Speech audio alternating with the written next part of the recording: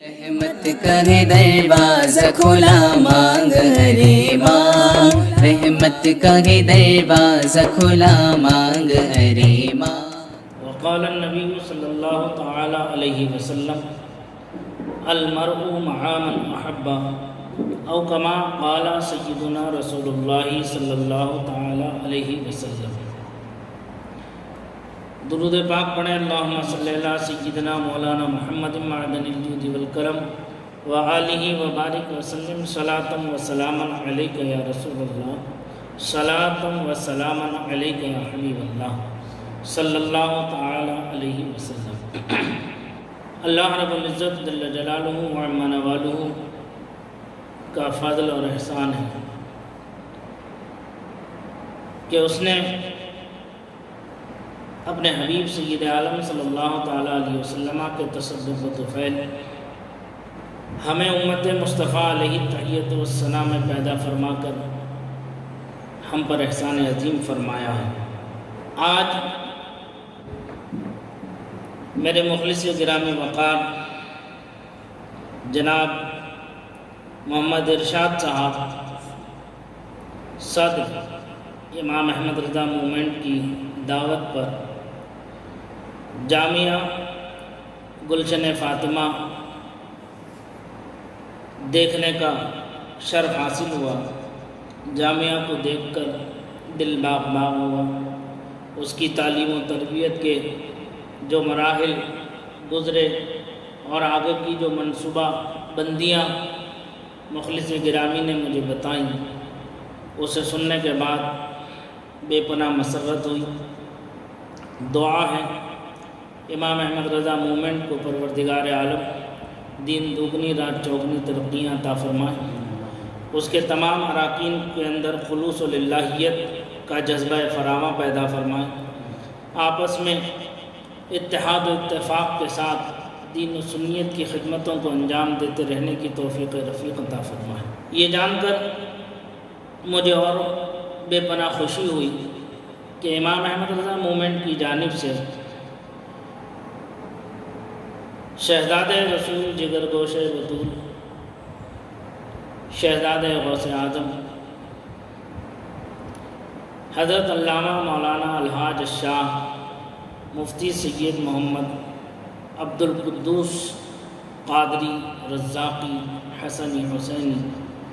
سرقاضی بنگلور و قطب بنگلور علیہ رحمت و رضوان کے حالات کو اہل کرناٹک، اہل سنت و جماعت بالخصوص اہل بنگلور تک پہنچانے کا ایک جذبہ صادقہ دیکھا۔ ان کی اس دعوت پر میں حاضر آیا۔ میرے استادی الکریم سیدی و سندی آقائی و مأوائی و مولائی و ملجائی حضرت علامہ الحاج الشاہ مفتی سید شاہد علی صاحب حسنی نوری خلیفہ سرکار مفتی اعظم قطب عالم نفر اللہ مقدہما اہل کرناٹک بالخصوص اہل بنگلور سے بے پناہ محبت فرماتے تھے۔ ان کا کہنا تھا کہ جب بھی دین و سنیت کے لیے اہل کرناٹک بالخصوص اہل بنگلور مجھے یاد کریں گے، میں ہر وقت اس کے لیے تیار رہوں گا۔ اور انہوں نے اپنی اس وعدے کو اپنی پوری زندگی میں نبھا کر بتا دیا۔ جب جب یہاں ضرورت پیش آئی، حضرت تشریف لائے، خصوصیت کے ساتھ مرکز اہل سنت جامعہ حضرت بلال بنگلور ان کی سرپرستی میں ہی چل رہا تھا۔ حضرت نے جب بھی وہاں سے دعوت آئی، ہمیشہ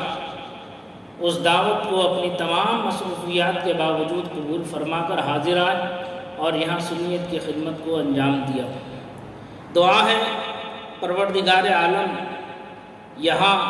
اس سرزمین پر جتنے اہل سنت و جماعت کی تنظیمیں کام کر رہی ہیں، ان سب کو شاد و آباد رکھے، ان سب کے تمام اراکین، معاونین، ہمدردوں کو شاد و آباد رکھے۔ سنیت کے خدمتگار جتنے بھی ہیں مولا انہیں کسی کا محتاج نہ کریں،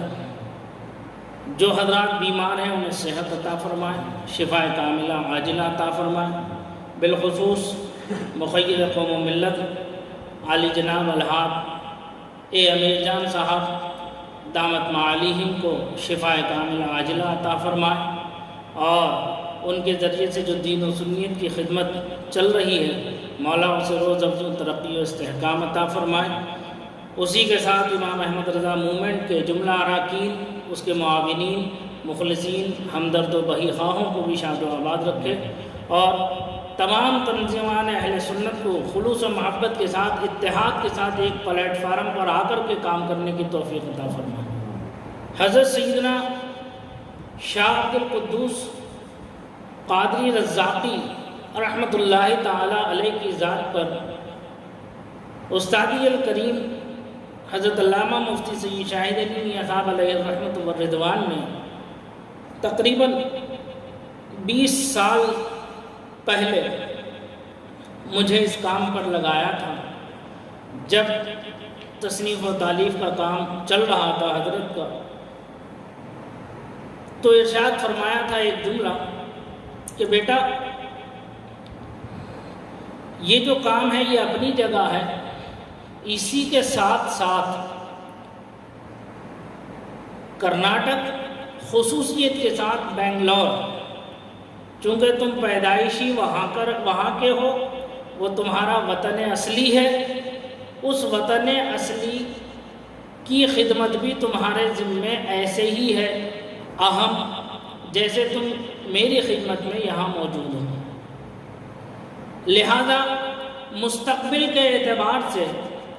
اللہ تبارک و تعالیٰ اپنے کرم سے تمہیں اس منزل تک پہنچا دے جو دین و سنیت کی تم خدمت اس سرزمین پر انجام دو، اس کے اعتبار سے وہاں پر جو کچھ بھی تمہیں یہاں تحقیق میں، تفتیش میں، جستجو میں وہاں کے حالات و قوائف تمہیں ملتے جائیں، وہ کسی بھی بزرگ کے تعلق سے ہوں، کرناٹک کے، خصوصیت کے ساتھ بنگلور کے، ہر اس بھلے سے تمہیں وہ 1 سطر کی ملے، 2 سطر کی عبارت ملے، اسے اپنے پاس محفوظ کر کے رکھ لو۔ یہ بکھرے ہوئے موتی ہیں، اسے سمیٹ کے رکھ لو، جب اسے بننے کا وقت آئے گا تو تمہارے پاس اتنا مواد اکٹھا ہوگا کہ تم آسانی کے ساتھ کسی بھی کام کے لیے آگے بڑھ سکتے ہو۔ حضرت کی اس شفقت اور محبت اور عنایت کے تحت میں نے جہاں جہاں سے مجھے جو چیز دستیاب ہوئی، رامپور کے کتب خانوں سے، بریلی شریف کے کتب خانوں سے، دلی کے کتب خانوں سے، بمبئی کے کتب خانوں سے، حیدرآباد کے کتب خانوں سے، اور آسام، بنگال، بہار کے کتب خانوں سے، جہاں جہاں جس سرزمین پر میں گیا حضرت کے ساتھ، اور جہاں سے بھی جو چیز مجھے حاصل ہوئی، میں نے ہر اس چیز کو اکٹھا کرنا شروع کر دیا۔ مدھیہ پردیش بھی گیا، وہاں 15 دن کا سفر کیا، وہاں سے بے شمار اعلیٰ حضرت کے خلیفہ تھے، ان کا ایک کتب خانہ تھا، قدیمی کتب خانہ، اس کتب خانے سے مجھے بے پناہ چیزیں الحمدللہ حاصل ہوئی، اور بہت سے بنگلور کے جتنے بھی ادارے ہیں، لائبریریاں ہیں، ان لائبریریوں کو جو ہے کھنگالنے کی کوشش کی، یہاں کے قبرستانوں کو کھنگالنے کی کوشش کی کہ یہاں قبرستانوں میں کون کون بزرگ آرام فرما ہیں، کون کون عالم ہے، کون حافظ ہے، کون قاری ہے، کون مفتی ہے اپنے وقت کا، اپنے زمانے کا۔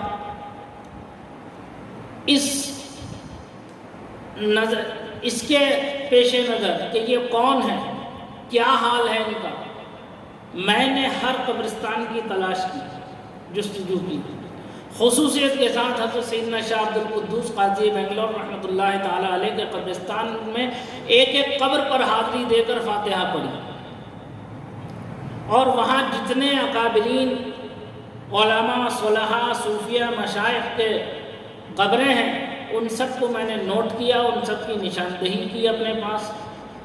یہ سارا ذخیرہ جب میں نے اکٹھا کیا اس 20 سال میں، حضرت کے وصال سے پہلے میں نے وہ جو بھی مجھے ملتا تھا وہ میں حضرت کی خدمت میں پیش کرتا تھا۔ حضرت نے ان سب کو دیکھنے کے بعد بے پناہ دعائیں دی اور دعاؤں سے نوازا اور خوشیوں کا اظہار فرمایا، اور پھر مجھ سے فرمایا کہ اب اسے ان بکھرے ہوئے موتیوں کو ایک لڑی میں پرونے کی کوشش شروع کرو۔ تو لہذا میں نے جو ہے حضرت کے حالات کو لکھنے کی کوشش کی اور وہ شروعات کی، الحمدللہ وہ کافی حد تک